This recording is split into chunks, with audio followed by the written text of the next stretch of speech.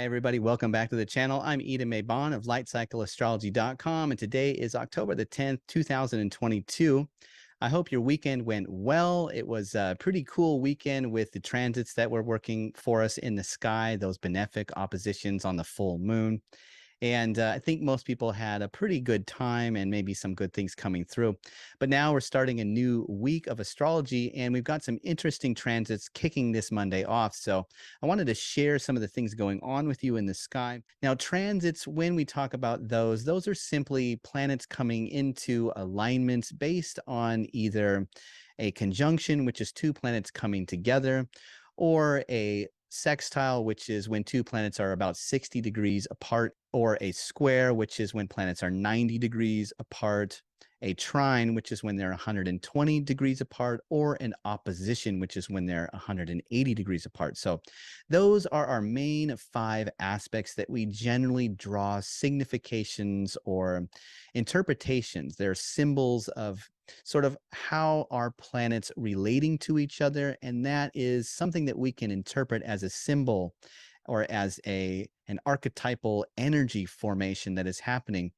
And how we generally go about thinking about transits is simply that if the gods are up in the heavens and they are relating to each other by these various alignments, that can give us a sign or an omen, and we can sort of delineate from that omen maybe how we could mirror, or in other words, sort of as above, so below type of connection that we share with the relationships that the gods are having. So it's a little bit like being connected to the gods, and how they're relating is also emblematic of maybe how we are relating down here, just in terms of our relationships or in our struggles or things that go well for us in our life. All of the ways that the planets combine in these different combinations of alignment, that's really what we're talking about when we say the word transits, and what we do when we look at the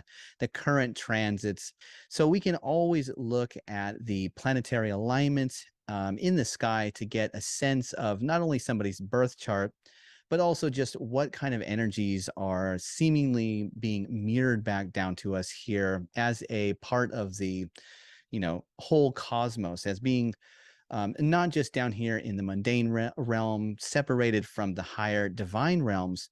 We sort of reconnect with these higher divine realms through kind of looking at some of these things. So that is what we talk about when we say, let's take a look at the aspects. So to give you a sense of this, so right now, I've got the chart over here, and it says October the 10th, 2022. So this is the date that we have. And you can see this is the big change that is happening today. You can see that Mercury here is at 29 degrees and 48 minutes. And there are 60 minutes in each degree, and there's 30 degrees in a sign. So Mercury is about ready to change into the next astrological sign of Libra.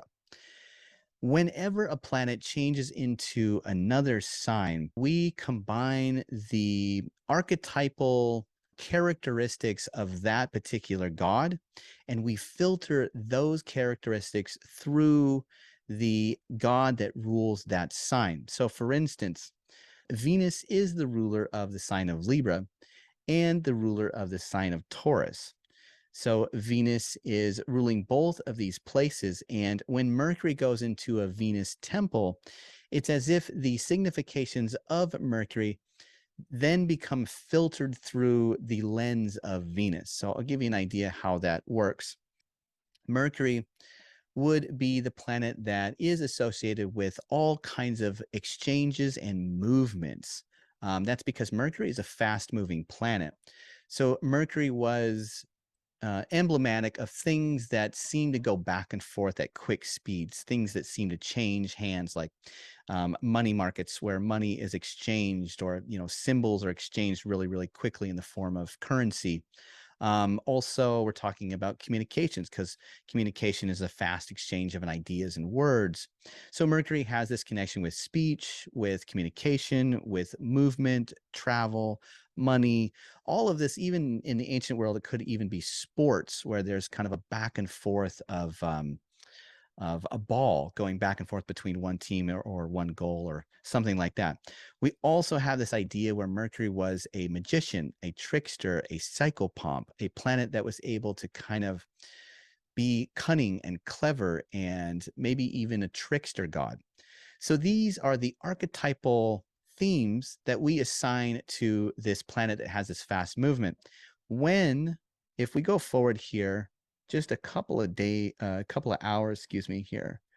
We go forward just a couple of hours, watch this Mercury. Oop, let me get rid of this circle. Mercury today will move into Libra here. So you can see just a few hours from now, Mercury moves into the sign of Libra. So that's a big change in how Mercury expresses itself because now Mercury moves into a temple that is ruled by Venus. So we're going to take a look at how do all of these mercurial types of significations, how do they express through a Venusian lens?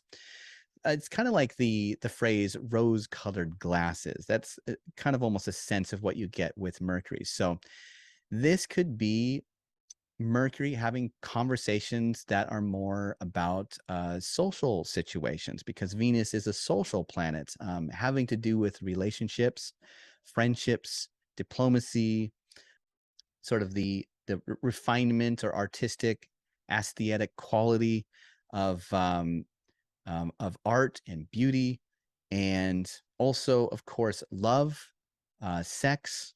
All of these Venus type of archetypes now are going to be how Mercury communicates through, how Mercury exchanges money or conversates about. So when you have Mercury in a Venus ruled temple, you're talking about potentially some themes like more gossip happening at the office or at the school or with your friends, more times maybe traveling back and forth to see friends, maybe more conversations in relationships where you just go a little bit deeper into some of the topics that you'd like to talk about with friends. Maybe this is a time where you're just more chatty with friends or with loved ones. Now, one thing that we do see that is really a big part of the weekly theme for this week is going to be this opposition that Mercury moves into with the planet Jupiter down here in Aries.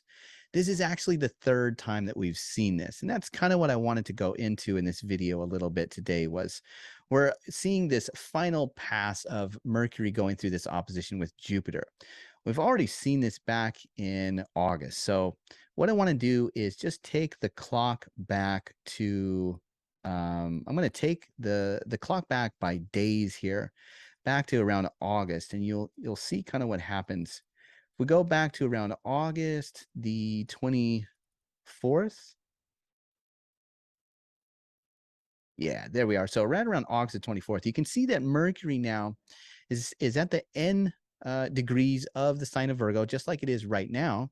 And if you watch Mercury, as I go forward now, you'll see Mercury change. There it is by August the 26th. Mercury then moves into the sign of Libra. So that was the first time that we've seen Mercury go into Libra this year. It does so every year, but what happens is as we go forward, Mercury is traveling through the beginning first 10 degrees or so of the sign, but eventually Mercury will slow down, and there it is right there. You can see that S. That means that Mercury is stopping, and it is going to then turn retrograde, meaning it's going to go backwards in the sky. Now, it doesn't really do this, but I want to show you. Hopefully, I can make this happen. Okay, imagine that is Mercury's orbit. So I don't know if you can imagine this, but essentially what happens is as Mercury goes counterclockwise through the zodiac in the birth chart or in the transit chart here, it kind of goes around this way, but essentially it hits this corner, and then what it'll do is it's still going in its orbit, in Mercury's orbit. Mercury is still going just one direction. It doesn't actually stop and change, but Um, from our perspective here on the planet, it looks like as it swings around and comes into the inside portion of its orbit between us and the sun, it starts to then look like for a period of time that it's going backwards. So let me get rid of this, and you can see Mercury now will start to go back into, it's going to head back towards Virgo here, and it's going to conjoin the sun. That was the Mercury Sun Cazimi here on September the 23rd. And then it re-enters the sign of Virgo, makes a conjunction with Venus, and moves past Venus, going retrograde, and then it is going to station and then begin to go forward again. So it's hitting that other corner, and it's going to look like it's going to start to go forward now. So that is by October the 2nd, we had Mercury stationing to turn direct. So that has been the journey since around August the 24th or so, where we had one round of Mercury entering the sign of Libra and then making that opposition to Jupiter. Then it moved out of oppositional alignment, and then it turned retrograde, and it hit that oppositional alignment for a second time going retrograde. And then it went back into Virgo, and then now it has by this point turned direct, and we are on the just getting into the third pass, the third and final pass this year of Mercury making that opposition to Jupiter. So that is the major theme of the week, is that sometimes it's helpful to even go back to your calendar, try to see what was going on around August, kind of what was happening around the beginning of October, these different times where Mercury made that alignment back to Jupiter here. The first time, the second time by retrograde, and now it's going to be doing it a third time. So oftentimes we see this when planets turn direction in the sky. If they make alignments as this is happening, this is a common theme where we kind of see these alignments playing out 3 times if it's within range of a planet changing direction or going into a retrograde or what have you. So that is an interesting thing that we've been dealing with this summer and now into the fall time, is this particular aspect that we've seen. So what is this aspect all about? Well, I did make a video about this when it first started doing it the first time. It takes it into a little bit of a deep dive thing here, but essentially Mercury, this god of exchange and movement that is being filtered through Venus, has some kind of oppositional tension to Jupiter, a god of belief, a god of belief and luck and trust and hope and abundance and prosperity and general beneficence, being filtered through an Aries sign. That is where we're getting the combination of energies here. So Aries is a springtime energy that is Mars ruled. So this may be a time where there is some back and forth about what kind of decision should I make. I'm on the verge of, maybe I've been reformulating my life in some way. I've been toying with the idea of, making a big decision and making a big life change. And I'm not sure whether I should go the more rational, sensible approach that is more on the Mercury side, or should I take a leap of faith, go out on my own, maybe do something that is a little bit more adventurous and is kind of just built on faith. There could be a tension with some form of religious or like this could be where you're learning a new system of religion or spirituality. You have Mercury, a god that is concerned with knowing all of the details, and you have Jupiter, a god that is concerned with the dogma of the system on a whole. So you could be learning something about a new spirituality. Maybe you're learning astrology and you're putting some of the pieces together right now. But more or less, this is probably a time where you're making some big announcement, you're making some big decision, and you're trying to decide about how to go about doing that, whether it's just taking a risk or doing something that is maybe more socially rational or sensible. How is it going to look to my friends and family if I do this, go out on my own and decide I'm going to, travel the world right now, or start learning more about this faith-based system, or go back to school and quit my job, or start my own business. All of these different major life decisions, these are themes that we could see right now for this oppositional tension between these two planets in these signs. So that is a little bit about what's happening to kick us off with the week. Now, the other major thing that is really, really big in the sky right now is this square that is pretty much perfecting between Neptune and Mars here. So actually, I want to do that better. Okay, between Neptune and Mars. So this is adding in a flavor where Mars, again, probably wants to take some idea and do something with it, but Neptune is a planet that can often obscure reality in some way. It's a little bit like if you've ever gone, well, I'm sure you've gone swimming and maybe you've opened your eyes underwater, or snorkeling if you've ever done that, and there gets to be a little bit of water. Neptune, the god of the ocean, kind of sometimes makes it a little bit hard to see what's actually happening. It's a god that obscures things, or even is a deceptive god that sometimes you just don't know what's happening. So there could be a little bit of a zealotous, or a little bit of a glittery gloss that is really enticing, really tempting you to do something. But there's a sense in which we may not have the full clear picture of what it is. All of the information might not be so clear at this moment, because whenever Neptune is involved, you just always have to be careful. It's sort of a blind spot, or a blurry spot, or an unknown, or something that really entices us, and it looks very beautiful and romantic, and it's kind of a lustful energy. And oftentimes, if we're feeling that more lustful attractiveness to something, it can often be hard to just remain impartial, unbiased, and rational. So Mars is in a Mercury ruled sign of Gemini. So Mars is trying to be rational, trying to take the actions that make sense, that make logical, logistical sense. But Neptune is in this dominant aspect to Mars. Neptune is in an aspect in ancient astrology that was called upon the 10th, a square of domination. So there's some desire or lust or enticing, kind of a mermaidy, you ever hear those stories about mermaids like enticing fishermen into the water, and then they really just take them down to their death? There's this kind of treachery, beautiful, watery, elusive treachery quality about Neptune that is sort of dominating potentially some form of action that you want to take on an idea that you're working on. So it's not to say that it can't work out. It can, but it's just whenever Neptune is involved, you just want to be a little bit careful that you really are seeing the picture for what it is.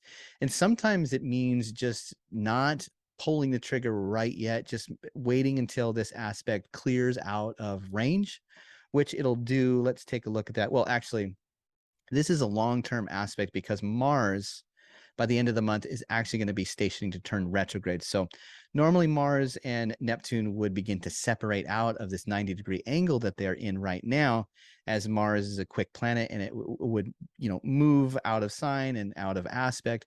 But because Mars at the end of the month is beginning to slow down and reverse course, just like Mercury did before, this is a long-term aspect. So this one is a good aspect to maybe make a whole separate video on in the near future here. So that could be something that is worth going into, because this aspect is really sticking with us for the next 5 weeks. So that is I think those are really the primary energies that we're dealing with this week for sure. The opposition between Mercury and Jupiter, and then this square between Neptune and Mars here.